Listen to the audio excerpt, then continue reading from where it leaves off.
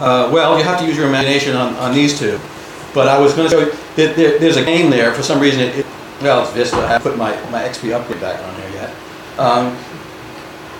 There are two things that, well, if you really want, I'll send you the video files if you want to see. But there's a game there that for a person like me, I think that I am, I'm representational to a certain extent of who the game developers are making. Now, I'm not a hardcore gamer, I admit it, but I love virtual worlds. The first time I came into a virtual world was Second Life.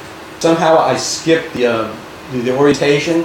I didn't like my clothes. I started taking off, I took off all my clothes. Some woman popped in from nowhere. She teleported right in front of me. She was, dressed in the lingerie and the black stockings and all that stuff. And she turned to me and she said, "Do you want to?"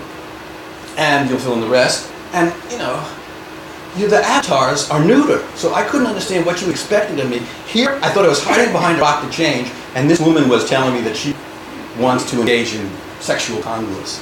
I mean, it was just bizarre. And then I told her, "I'm just trying to get rust." And you know what her reaction was? "You pervert." And then she teleported somewhere else. So, I mean, if that isn't something that's winning for virtual worlds, I don't know.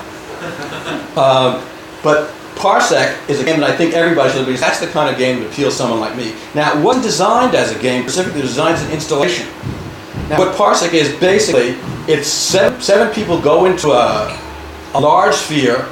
They're assigned individual large balls, and each one of these balls has a certain number of musical instruments and behavior. Now, they don't tell you what you're supposed to do with those balls, but you have to figure it out. Once you figure it out, you realize that you can raise these balls in the air and create music. Now, buried within this thing is a little bit of a complex contest. And once everybody starts working as a team, and you see people stumbling around, it took a half hour for everybody to figure out what they were supposed to be doing. There's a surprise, and it's really quite magnificent to look at.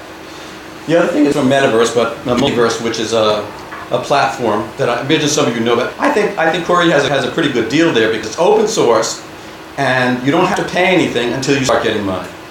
So that's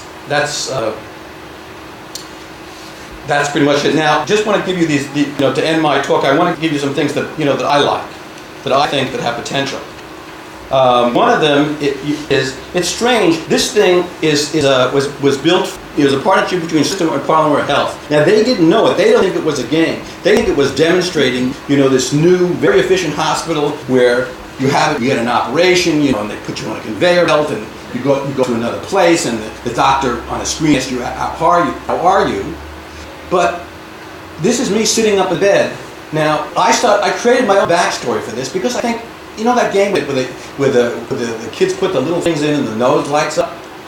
So I started creating a game for this one, and I started writing marks. I says, they told me that I had an inoperable tumor. They operated on me, and I kept on saying, but I came here for gas. And so I started filling the screen with all this kind of stuff, and when the nurse wouldn't come, I said, I am desperate for a warm body. So to me it seems like, even though they didn't intend it, now they have a path. They send you from room to room, and that you're pre-op and post-op and all this other stuff, and then you're dismissed. Well, that's a game to me, because there's a path in there. Now, they may not like it, but I think that's a winner.